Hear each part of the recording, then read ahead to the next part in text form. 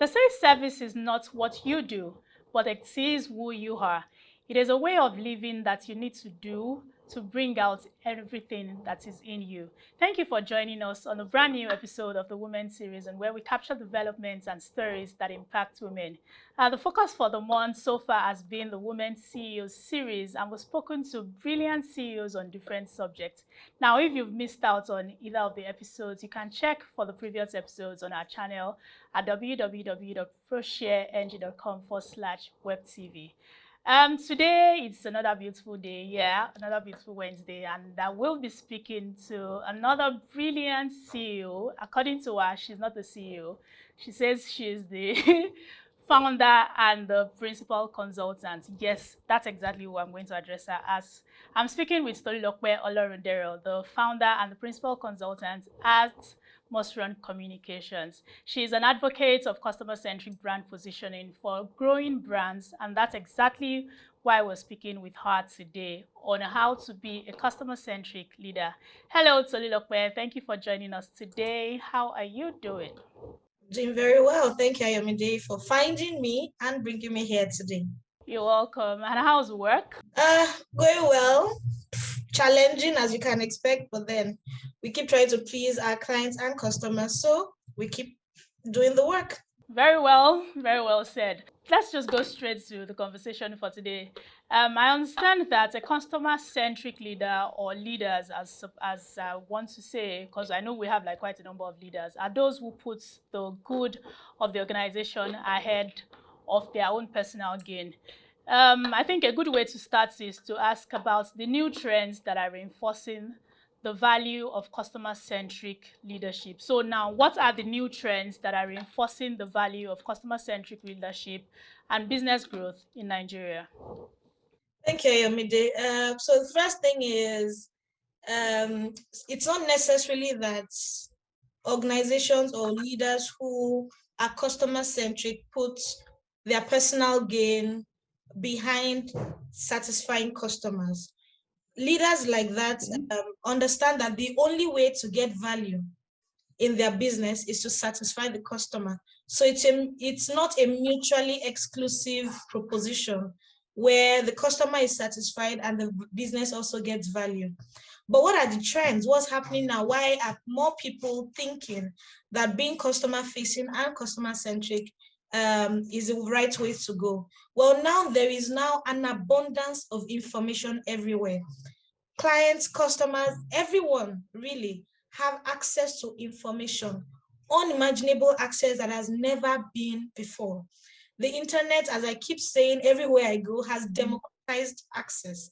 So before, where a business could say, for example, that they are the best in a service or in a product, now you could easily go online and check to confirm, number one, if what that business is saying is true, or to look for alternatives because that information is now readily available.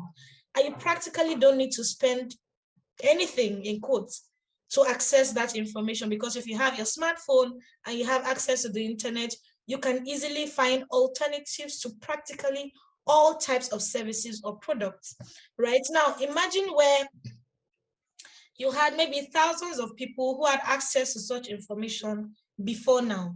Now you have millions, billions of people who now have access to that amount of information.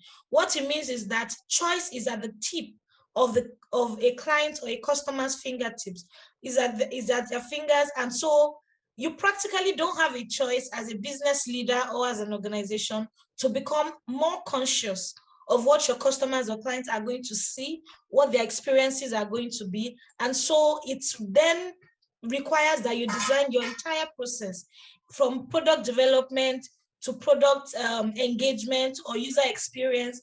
Everything around your business as a leader is completely consumed by what the customer experiences. So if you're not conscious of that, then it will have an impact on your business growth. It will invariably have impact on your leadership style and quality of leadership in your business. And so you really don't have a choice. So what are the trends? Access to information, technology, social media, and then more users of smartphone across the world.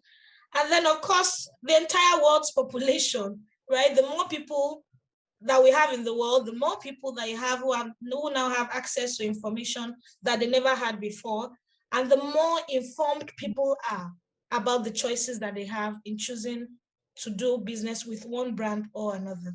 I mean, that's quite detailed. You've tried to identify the new trends. Now, understanding this as the new trends, which of course is the new dynamics, what are the key traits of customer-centric leaders, and how can Nigerian leaders, especially women, align themselves in this regard? So how do we now start identifying the key traits of a customer-centric leader?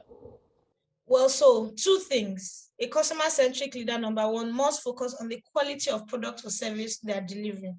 Because you can be a very customer-facing person, customer-centric, you love people, you want to engage with people. So that's very many times, that's really secondary. The first experience people have is of your business, is of your client, your service or your product. If that first engagement or interaction is nothing to write home about or nothing memorable, your customer centricity means absolutely nothing to them. So the first thing for any customer centric leader is to ensure every time and all the time that each time a client or a customer has an interaction with their service, their brand, or their product, that customer goes away with a wow experience. This person has a memorable, unforgettable experience positively, because you can have a negative, unforgettable memory or experience. You don't want to have that. So ensure that internally your product or your service is fantastic. Your processes ensure that the customer has a good experience with your brand or your service or your product at every time, so that there is consistency. Once you've done your homework, like I like to say it in PR, once you've done your homework, you've put your house in order, then you ensure that there is quality and consistent communication with your customers and your clients. So you can have a good product, right? And you keep it under a shelf, under a bushel, like the Bible says, right? You can have something fantastic. You can have something that would absolutely blow people away. You can have something that would radically change how people live their life and how they experience it. You can have something that would improve the quality of life of people. But if they don't know about it, you are not really doing them any favors. Okay, so don't make it difficult for people to find this product that you deliver, that you've created or that you have available, because the more difficult it is to find you, the more drawn away people are. Even when they eventually experience your product or service, they're like, so why was this so difficult? In fact, I'm too upset, I'm going to look for an alternative. That's still part of the customer experience of your product or your brand. So first, you make sure that your product or your service is good enough that when people actually engage it, interact with it, they come out from that experience with a very good impression and perception. Then you ensure quality, consistent communication. Make it possible, easy for people to find you. One of the key words that you should take away from this conversation is a customer-centric leader ensures that there is ease in your process, ease in communication, ease in accessing your services. The language today is ease. Anything that is difficult is not for the customer. You better keep it maybe to your friends and family only. Points there. I mean, that's quite deep, and it's also straight to the point. That's what it should be. Now, understanding that we've tried to lay emphasis on what a customer-centric leader should be and the key traits to look out for.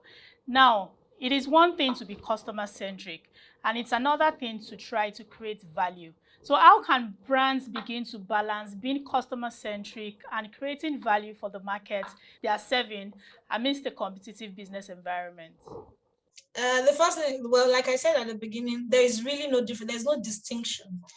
A business or a leader that is customer centric will invariably get value. Basic. In fact, what happens is that if you are not customer centric, then you will lose value and then you will really struggle in a competitive landscape. So one of the key selling proposition for any business in the 21st century today is to be customer centric. There is no thriving business today that is not customer centric. You can check it out. Think of it. What brands are the best when you think of maybe food, when you think of buying clothes, for example, or just something as simple as I don't know, changing your eyewear. What brand would you prefer most? Apart from the functionality of the device that you're getting, what other things do you consider when you're going to choose a brand? Is it ease of repairs if your phone has an issue? I mean, I know several people who would not buy a particular type of device because either the replacement parts are very expensive, or you just don't find any service points in Nigeria, right? So why would I want to stress myself? I mean, I already can tell. I can tell the future that me using this device, if I have any problem, it's going to be difficult for me to get it fixed. Of course, I'm going to leave that brand alone. I go for something that is accessible and easy for me to reach. So there's also this one where, okay, yes, a service point, but it's very difficult. You probably have a 14-day wait time. Excuse you, am I going to stop my business on the internet for 14 days because I want to use a tech phone? No, right? So there's a lot of consideration around ease. There is no way, even if your business is thriving now, your thriving is not sustainable because there are now going to be more competitors who are going to have what you have, plus being customer-centric. So you don't have a choice, really.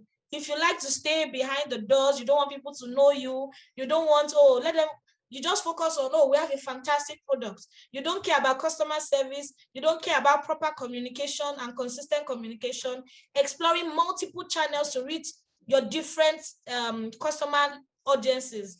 Then your business will probably be part of those statistics where they say, oh, X number of businesses fail within 1 year when they start, another X of that X fail within 5 years, another X of X fail within 10 years. You don't want to be part of those numbers, okay? So definitely customer centricity is the only way to build sustainable businesses in the 21st century. Very well said. Now, the other time you talked about the key traits to look out for. Now, are there skills that you think are essential for customer-centric leaders to possess from your own experience? Well, so I mean, everything is about quotient these days. So there's fundamentally being emotionally intelligent, right? So for entrepreneurs or young business owners who at this phase in their business, they still interact directly with their clients or consumers. You need to be emotionally intelligent. Yes, people will say things that will annoy you, obviously, because I mean, sometimes it feels like that's why people are there. They are built just to say things to annoy you. But you need to understand that you, as the owner of the business, is different from you as a representative of the business. Okay, so don't take the criticisms to heart too much. Okay, so that you don't get emotionally invested and you want to give it back as they are giving it to you because how can you talk about my business that way? They are not seeing you as the founder, they are seeing you as the owner of a business that they are patronizing, and so they have a right to give you valuable feedback. Okay, so you need to be very emotionally intelligent. This is even more so for service business owners. I mean, imagine if you're speaking with a client, for example, and this person is giving you feedback that is really difficult to take. You can't just go off on that client that way. You're going to lose that client, not only them, the potential for referrals from that one satisfied client. Okay, so you definitely want to be emotionally intelligent, have a high EQ when you're dealing with people, and that really stems from ensuring that you have quality products. If your products or your services are good, there is you will still get feedback, you will still get bad vibes or criticisms, but it won't be so integral or it won't be so fundamental as for asking you, how did you people even think of a product like this? What were you thinking? Do you think it's worth? I mean, there's some there's some things that clients will say to you that you practically want to blow your head off. Okay, so ensure you have good quality products, but again, qualities to possess as a customer-centric leader, be emotionally intelligent. You also need to be culturally aware. That's something I've been reading about recently, especially if you have a multinational team that you're managing, right? You need to be culturally aware of the nuances of the cultures that you of the cultures of the people that you serve, right? So there are some things, for example, even within us, within the Nigerian context, not to even talk about going outside Nigeria, the way or some things that the people from the Yoruba side of the country will probably be able to dismiss or will not take it very hard with you. That may not be the same vibe or the same way that somebody from the eastern part of the country would take it. So you need to be culturally aware and sensitive.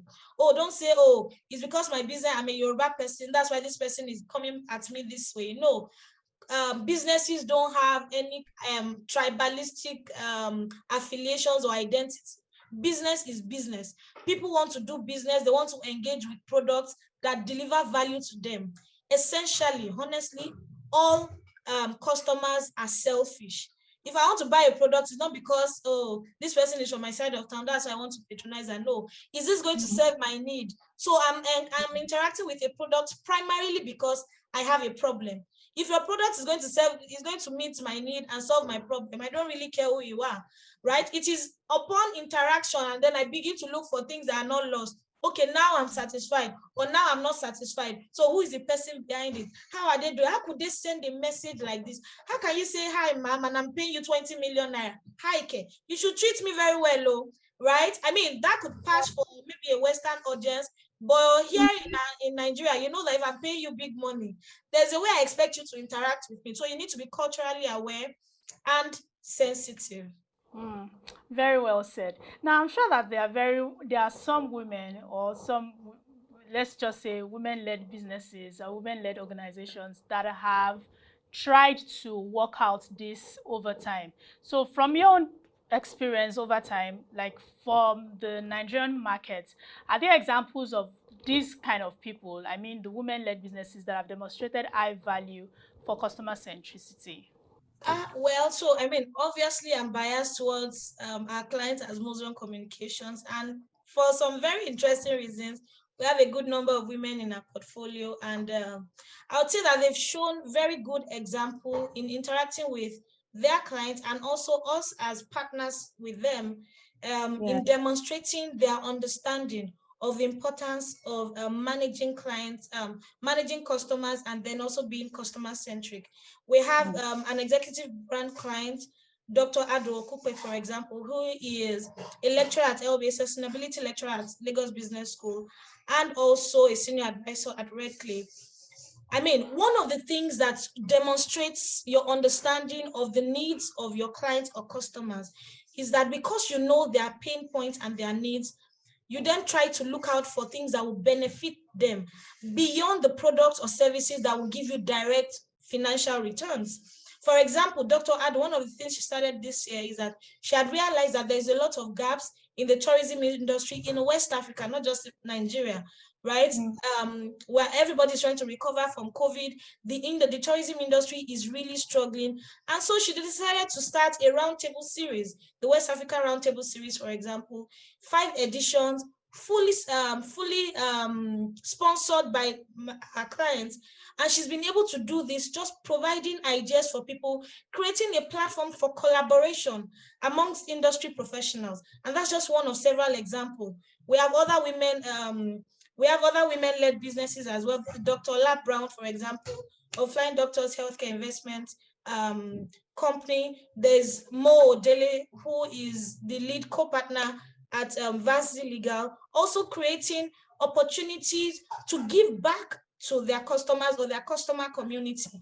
These are people who are not just focused on what's in it for me, what's in it for my business, how much am I going to make from this, right? Because you know that at the end of the day, the more you give to your customer audience or your customer segment, the better the value that you get back at the end of the day. So in the immediate term, they're not about, so how much are we going to get? How much are they paying us? How much are you even giving me to give back?